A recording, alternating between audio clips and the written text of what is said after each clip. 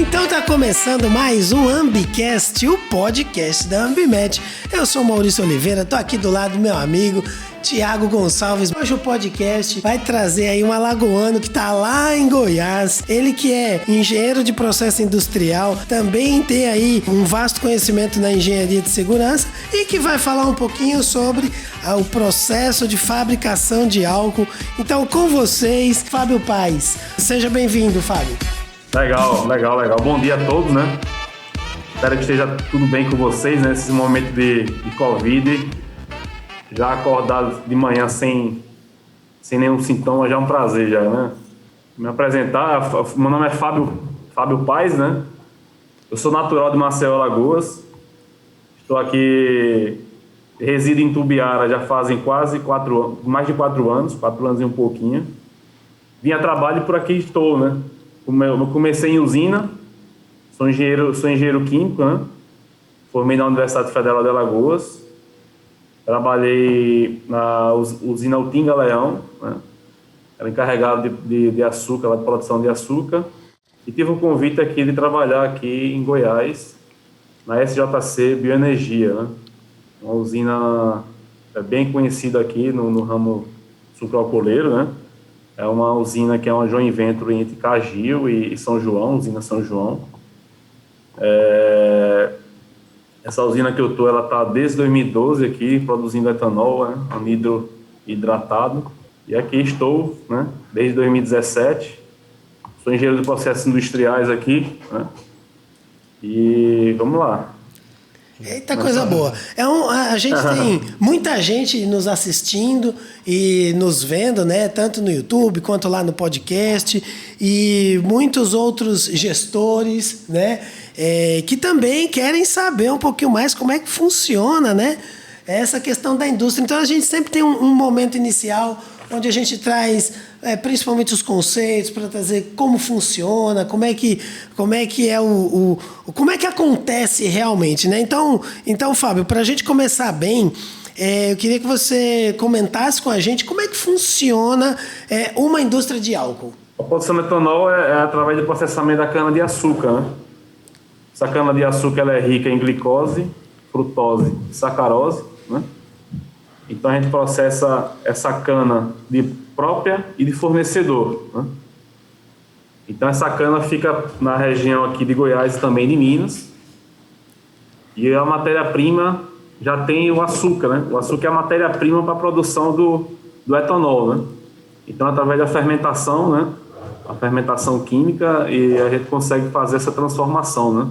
Do açúcar em álcool, né? Muito bem. É um resumo, né? Só que... Diga aí, eu, assim, já agradeço aqui o Fábio, nem agradeci ele ainda no início, mas agradeço aqui a disponibilidade, né? A gente sabe como é a correria, somos colegas de profissão, né? Sou engenheiro químico também, formado aqui pela UFAL, né? E já trabalhei também em usinas, e eu sei como é o corre, é bem complicado. E o processo de fabricação, para você acompanhar, é bem difícil e ele tem várias nuances durante o dia, inclusive. Você tem que estar acompanhando isso muito de perto. Sem dúvida.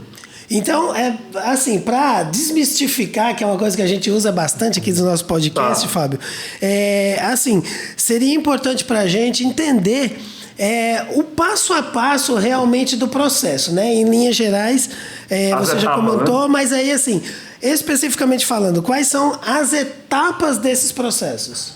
A primeira etapa, a gente precisa quantificar, né? Tem a pesagem, né? Você vai pesar esse caminhão de cana que está entrando e você passa por um laboratório de sacarose, né? Você vai quantificar essa sacarose, essa glicose e frutose que está entrando na matéria-prima, e através dessas análises você consegue pagar o fornecedor através do teor de sacarose, né? Não só do peso, né?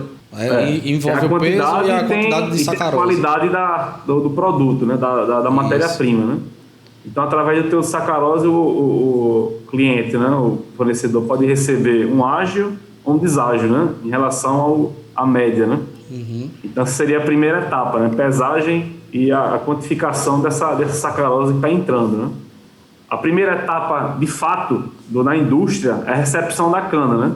Então, temos mesas, né, que recebem essa cana ela tem um tombamento desse caminhão nessa mesa.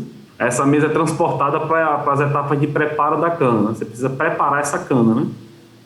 Salientando que essa cana 100% aqui em Goiás, ela não é queimada, né? O que acontece muito aí no Nordeste, né? Isso. Tem que salientar, né? Essa cana, ela vem natura, não é queimada, ela é picada, né?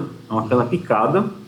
A colheita é 100% mecanizada, por isso ela não tem essa necessidade de realizar a queima, né? E aí você reduz também a quantidade de água, de resíduos, né, nessa cana. Você tem que pode diminuir a quantidade de água que é jogada, né, na cana, antes de entrar no processo, né? Essa etapa de lavagem da cana, ela não tem aqui, não tem a necessidade interessante, de... Eita! Que é uma diferença do processo aí da Antiga Leão, por exemplo, que era uma usina que eu trabalhei também, que tinha lavagem de cana, circuito fechado, você tirar essa impureza mineral e vegetal. Uhum. E aqui a gente não tem essa necessidade, não tem essa limpeza, né? Não tem essa limpeza prévia aí do recebimento, tá? Nessa recepção da cana aqui. Continuando, né? Aí tem o preparo da cana. Você precisa preparar essa cana para que ocorra a extração desse caldo, né? Desse açúcar presente dentro da cana. Aqui é que seria o preparo, né? Seria facas oscilantes, né? Um conjunto de facas oscilantes, seria o picador, que a gente chama aqui. Na sequência seria martelos oscilantes, né? Seria o desfibrador. Então você consegue expor a célula da cana para que consiga ter uma extração melhor, que é a etapa seguinte, né? Então picagem, né? O desfibramento, né? O desfibrar. Na sequência eletroímã, você consegue capturar partes metálicas presentes nessa cana que porventura ela venha, né? Então essa seria, em resumo, essa parte do preparo, né? E às vezes pode até cair um parafuso, uma porca ali dentro, que se for entrar na moagem... É bem comum, né? For entrar na moagem, vai estragar o próximo equipamento, né? E aí esse material é retirado pelo eletroímã, né? Alguma corrente, alguma coisa que durante o transporte pode ter caído do transbordo lá, alguma coisa, né? Então a gente consegue capturar no eletroímã, né? Então, após esse eletroímã, seguem esteiras de borracha, né? Essa esteira do eletroímã de borracha, obviamente, não ia puxar a esteira. Sim. E na sequência já entraria na etapa de extração, né? A extração aqui é por difusão, né? Chama-se difusor o equipamento. Aí no Nordeste não tem nenhum... se eu me falha a memória, não tem nenhuma usina que usa o difusor. Não, são moendas, não, né? Aqui a maioria, quer dizer, eu acho que 100%... termos de moendas, né? 100% é moenda. Que olhando para... Eu acho que aqui no Nordeste a gente conhece muito, acho que no Brasil inteiro, quando você vai tomar um caldo de cana, e você coloca naquela maquininha. Ali é uma moenda reduzida. E esse processo que eles usam lá é um outro tipo de processo com eficiência muito maior, né? Correto. Aí o que seria esse difusor, né? Seria um imenso tanque, né? Vamos dizer assim. Tanque que você funciona com correntes, né? No fundo, né? É um imenso tanque na horizontal, bem comprido ele. Cerca de 10 metros de largura. E você precisa colocar nele bastante água quente, né? A gente chama de embebição. Então você, para extrair esse açúcar, esse caldo lá, você coloca água. Aí, se fazendo analogia, seria o processo de preparo do café, né? Sim. Você coloca água para conseguir fazer o café, extrair a cafeína do café, né? Seria mais ou menos isso, é a analogia. E esse processo se chama lixiviação, né? O nome que se dá a esse tipo de extração, né? Você coloca um fluido e através desse fluido você consegue extrair o que você pretende. No caso aqui, a sacarose presente nas células da cana, né? Ok. Então esse seria o processo de extração. Ok, aí na extração você consegue... Aí depois, como você colocou muita água na extração, né, nesse processo, você precisa ter 2 rolos na sequência, seria uma pequena moenda, vamos dizer assim, e você consegue desaguar toda essa água e fazer uma secagem prévia do bagaço, né? Então você consegue tirar esse excesso de água que você colocou no difusor, né, na extração, no processo de extração. Então você consegue separar o caldo e você consegue separar o bagaço. Então a etapa de extração, aí o bagaço, obviamente, é para a caldeira, né? Você queima o bagaço na caldeira. Isso. E o caldo, né, seria o caldo misto, que a gente chama, ele segue nas etapas seguintes que eu vou falar. Então esse caldo... Aí a gente teve uma separação, né? Duas coisas. São duas coisas. Eu costumo dizer que a cana-de-açúcar a gente aproveita tudo. A gente vai separar o bagaço agora do caldo. O bagaço a gente vai utilizar a eficiência dele energética, né? E vai utilizar ele na caldeira para movimentar a própria usina.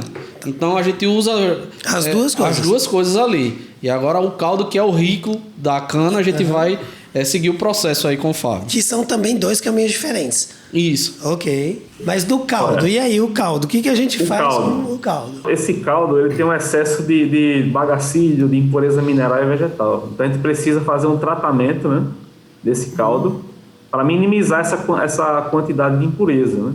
Isso.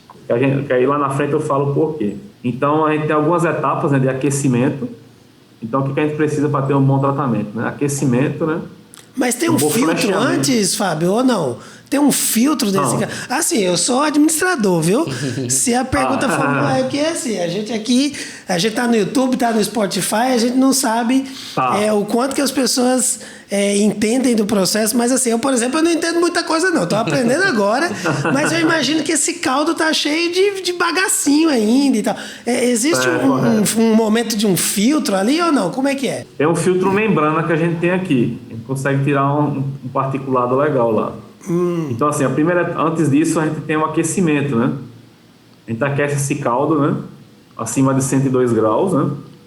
E a gente adiciona polímero e cal, né? Cal é um agente floculante, né?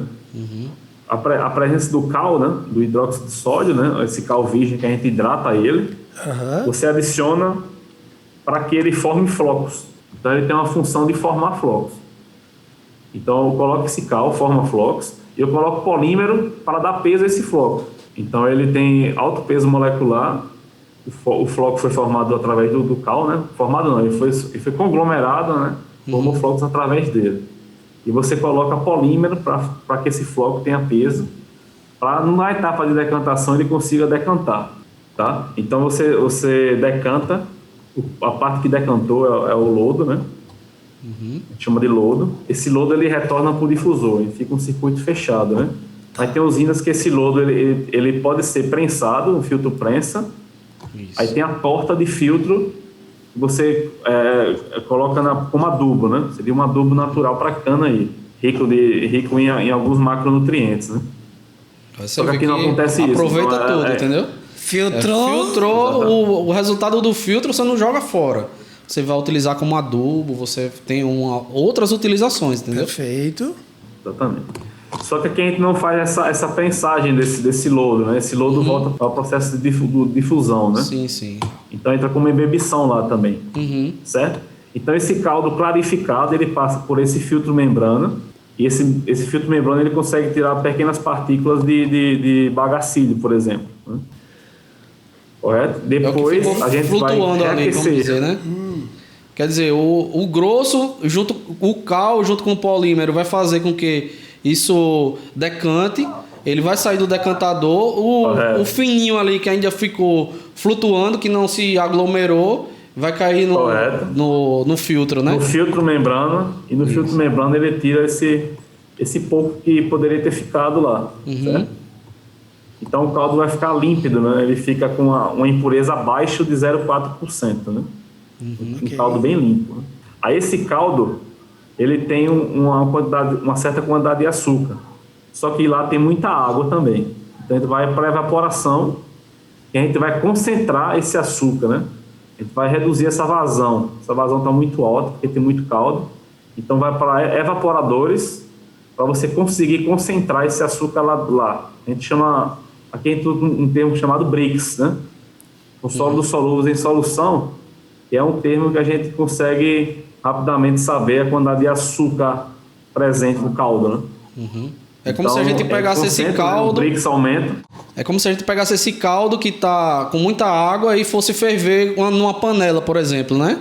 Correto. Ligou o fogo lá do nosso fogão em casa, coloca a panela lá e vamos evaporar essa água para concentrar um pouco ali até um certo momento, porque tem outras etapas no processo, né? Sem dúvida. Aí você cozinha esse caldo, né? Você consegue Isso. concentrar mais esse Agora caldo, eu né? entendi. Agora eu entendi. Ok, cozinhou o caldo, já apurou. Pronto. Apurou o caldo. Exatamente. Ok, bora. Conseguiu concentrar mais os açúcares lá. Só que esse caldo, ele tá com a temperatura muito alta, né? Ok. Aí a gente tem regeneradores aqui, são trocadores de calor à placa, né? E a gente faz uma troca térmica com água industrial para diminuir essa temperatura, correto? Aí então tem a etapa de regeneração, aí você consegue baixar essa temperatura.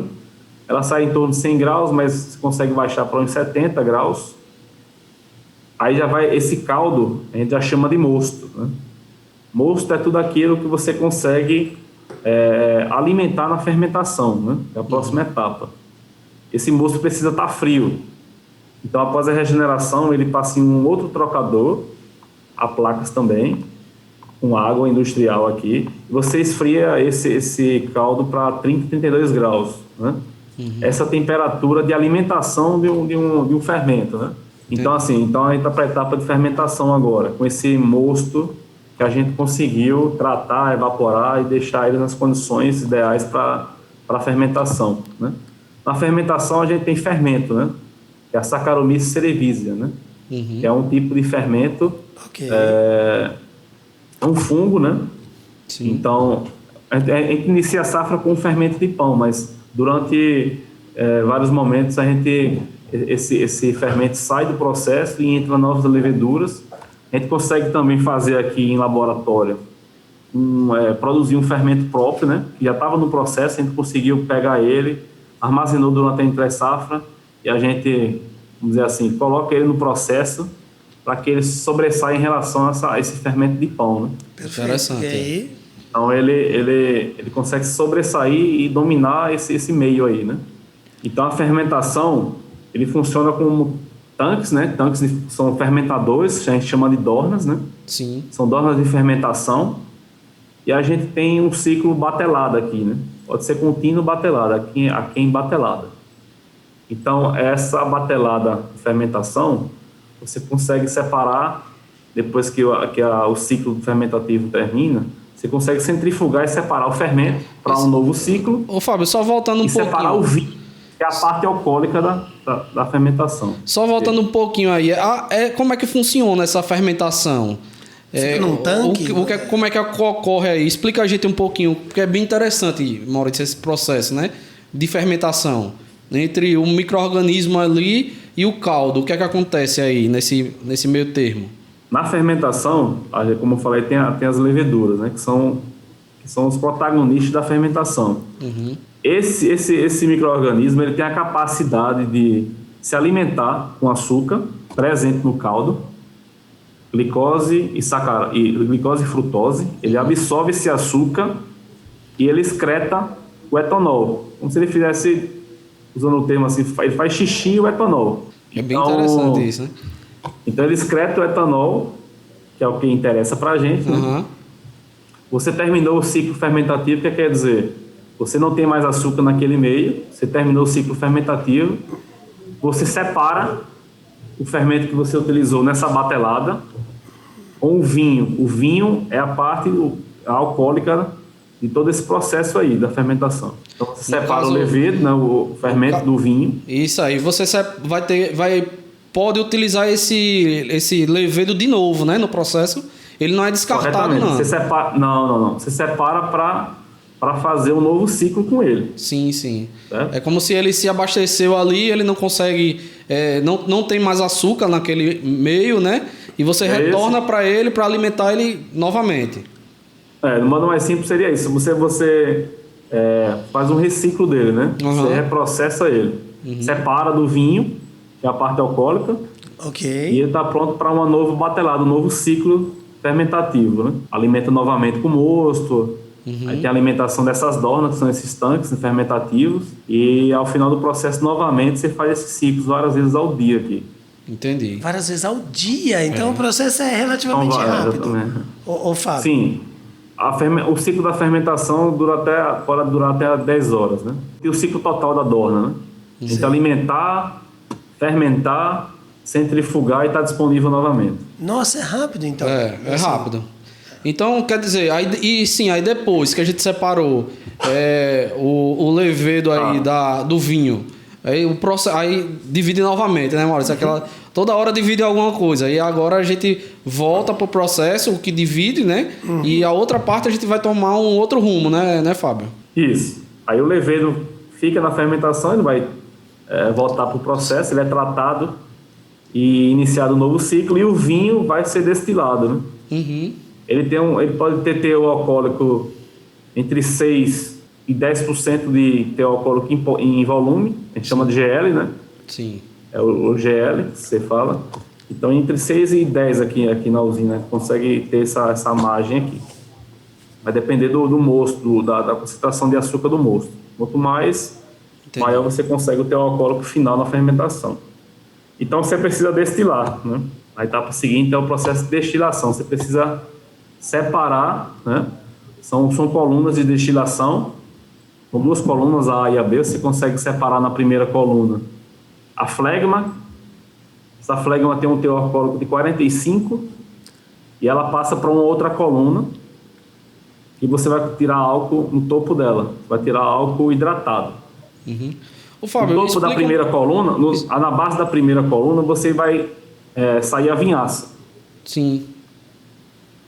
Na coluna A. Então, essa vinhaça ela é rica em nitrogênio, fósforo e potássio. Ela é destinada para a agrícola. E essa agrícola ela utiliza como fertirrigação, né? Já é um produto comercializável, então. Você já consegue utilizar esse produto em alguma outra coisa, fora da indústria. Sim. Não, comercial não, porque a gente não vende, né? A gente utiliza para fertirrigação na cana da usina. Ah, tá. Cana da própria usina. Da própria usina, própria então, usina. lá no plantio. Exatamente. Isso. Exatamente. Fábio, explica um pouquinho como é esse processo de destilação aí pra gente. Como é que ele ocorre? Você tem colunas de destilação. Essas colunas, internamente, você tem vários pratos. E ele é separado por diferença de ebulição, né? Você tem vários componentes desse vinho.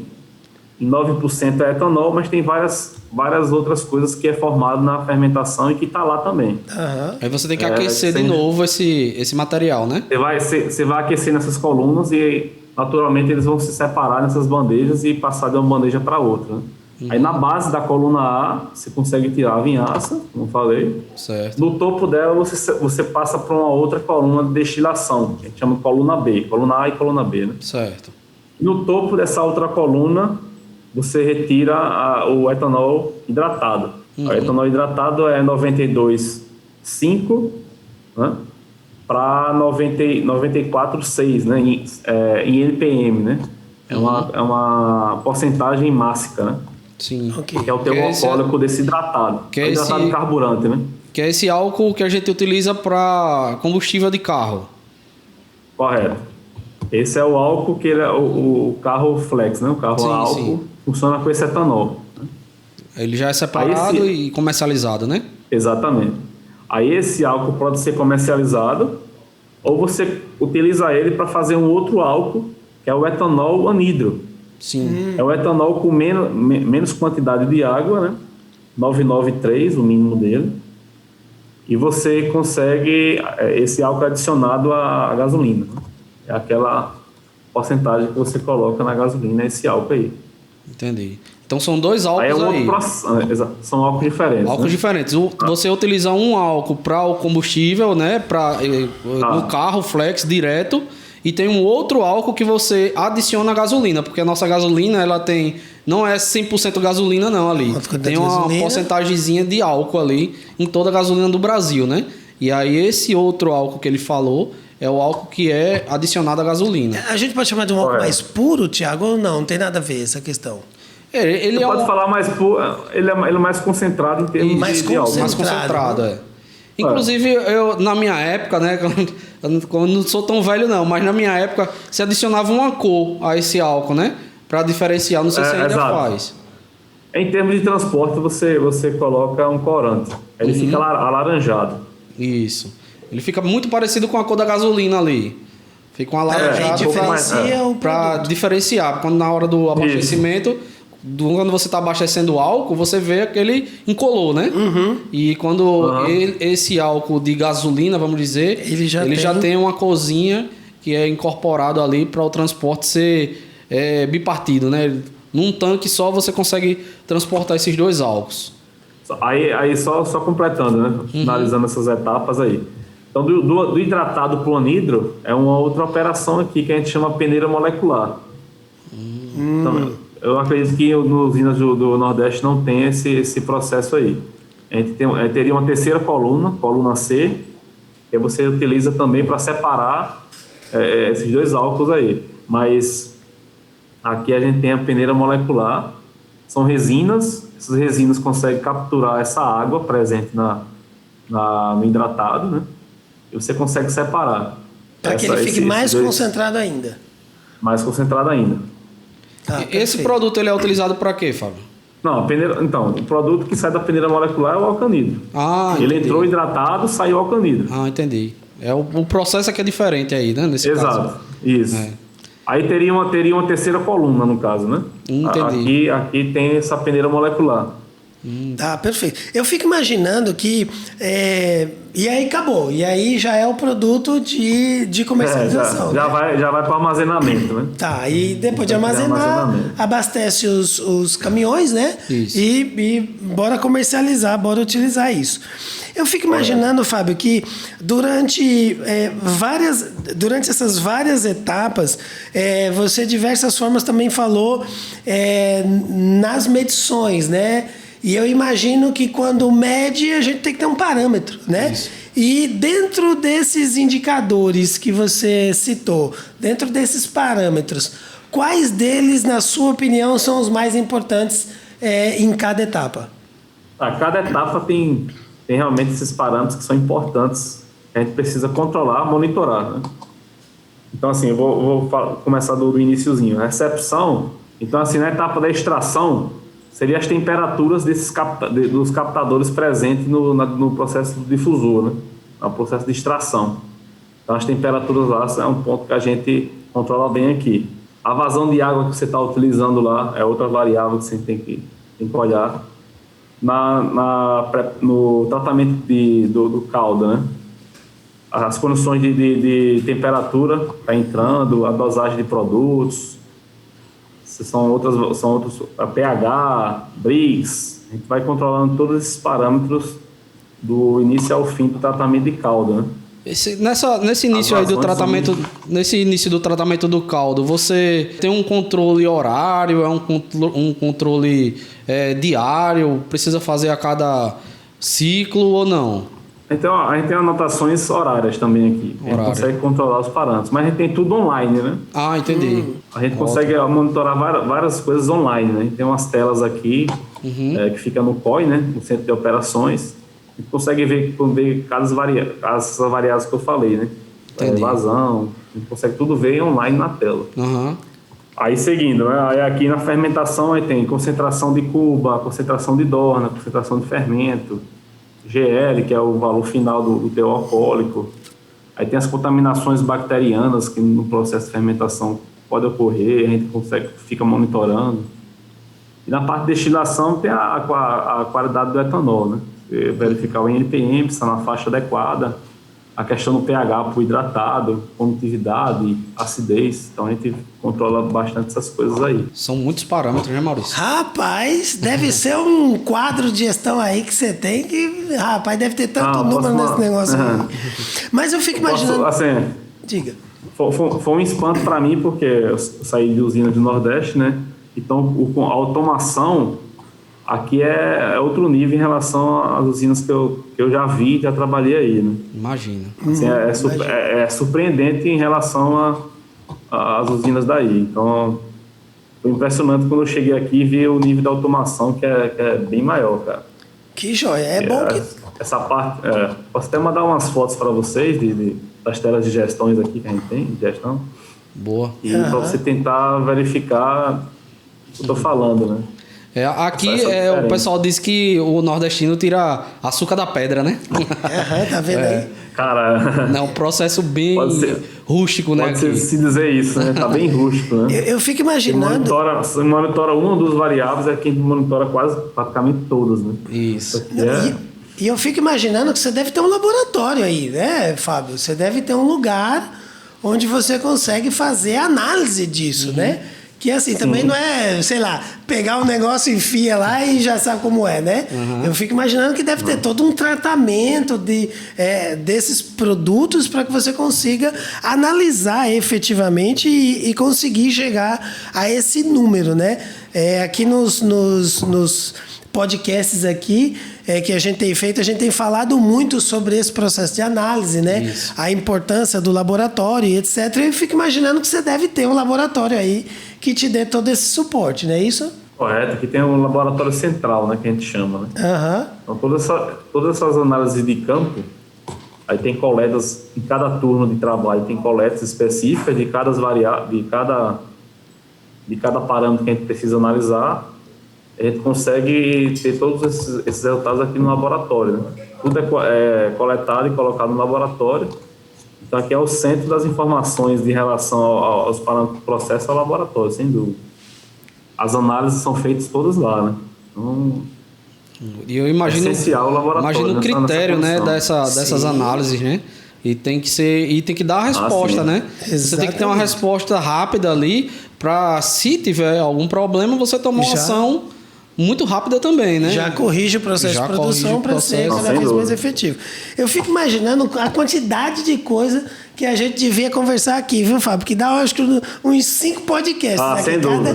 Cada assunto desse. Mas aí, o lance agora é a gente dar aquele breakzinho, dar aquela pausa e aí a gente vai voltar daqui a pouco, tá bom? Então, olha só, fica aí. Tranquilo. Pausazinha, Beleza. daqui a pouco a gente volta.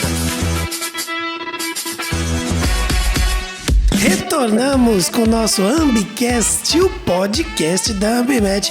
E hoje nós estamos aqui com o Fábio Paes, ele que é fera, sabe tudo na fabricação de álcool. Você que tá... Eu sei que você tá adorando o podcast, eu sei que você tá doido para ver os outros, mas calma, olha só.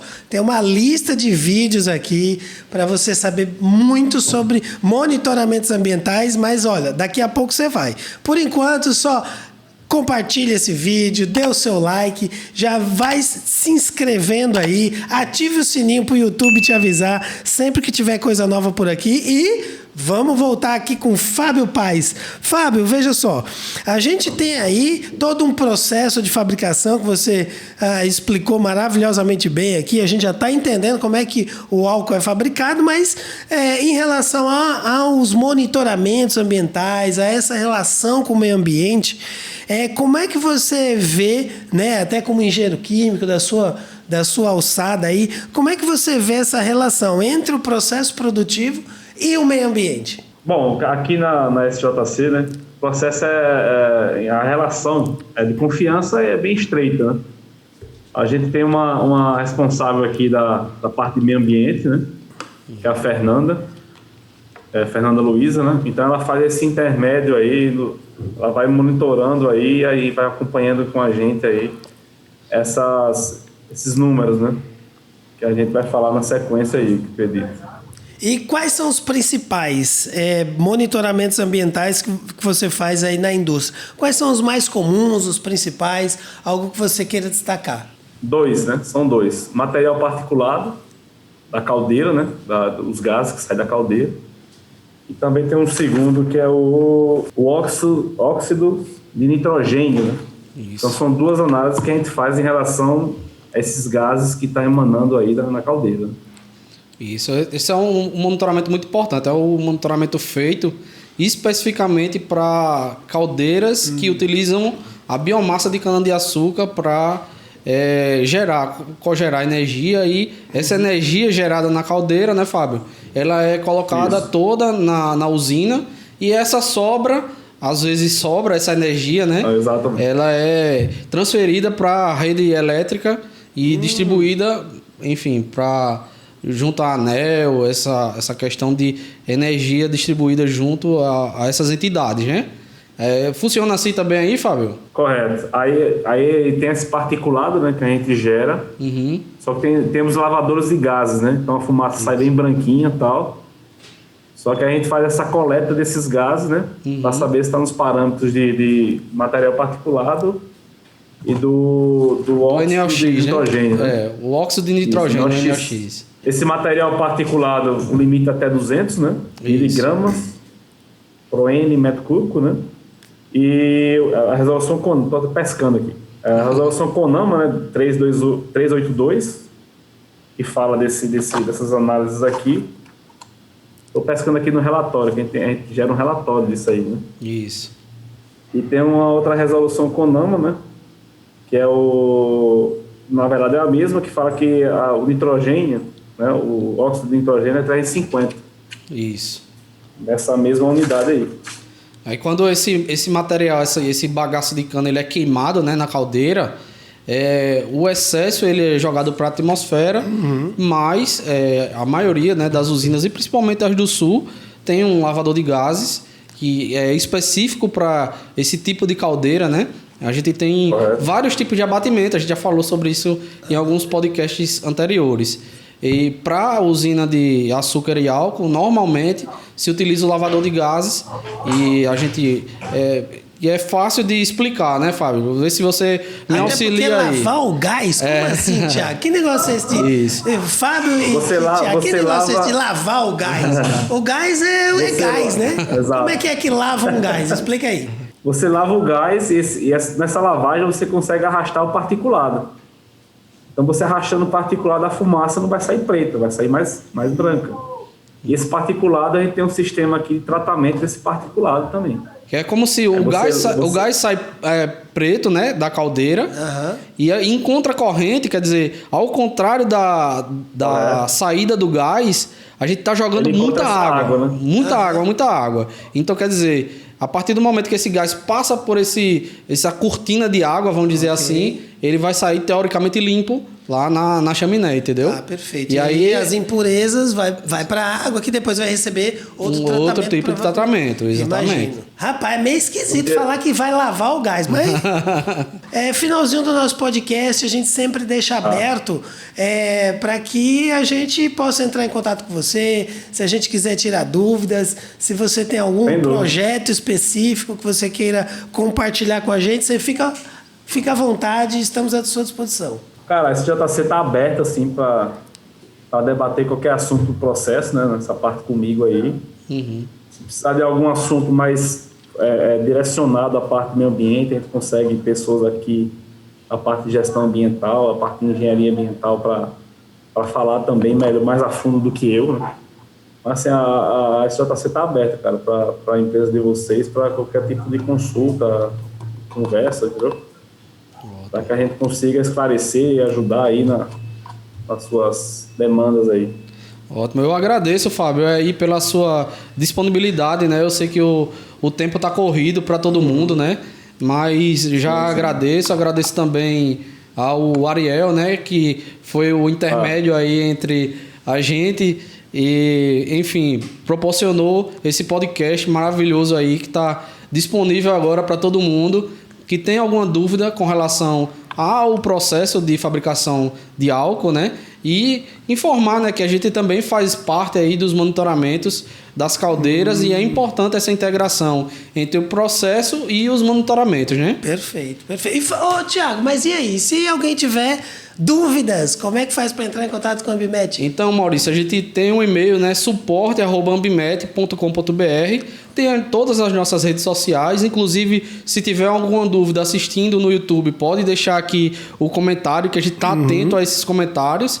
E tanto no YouTube quanto no Spotify também pode deixar as perguntas, que a gente está ali aberto, e dúvidas a gente pode consultar aí o pessoal para ajudar a gente. Se a gente não souber, pergunta pro Fábio. Pronto. Pergunta para o profissional capacitado.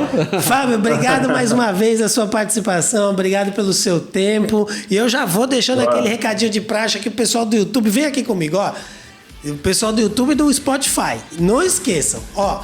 Se inscreva aqui no nosso canal, curta, compartilhe, deixe seus comentários, diga se você gostou. Se você não gostou, diga também, que aí assim a gente vai melhorando. Ativa o sininho pro YouTube sempre te lembrar das atualizações que a gente fizer no canal. E olha só, tem mais conteúdo vindo aí, então olha só, vem com a gente. É isso aí.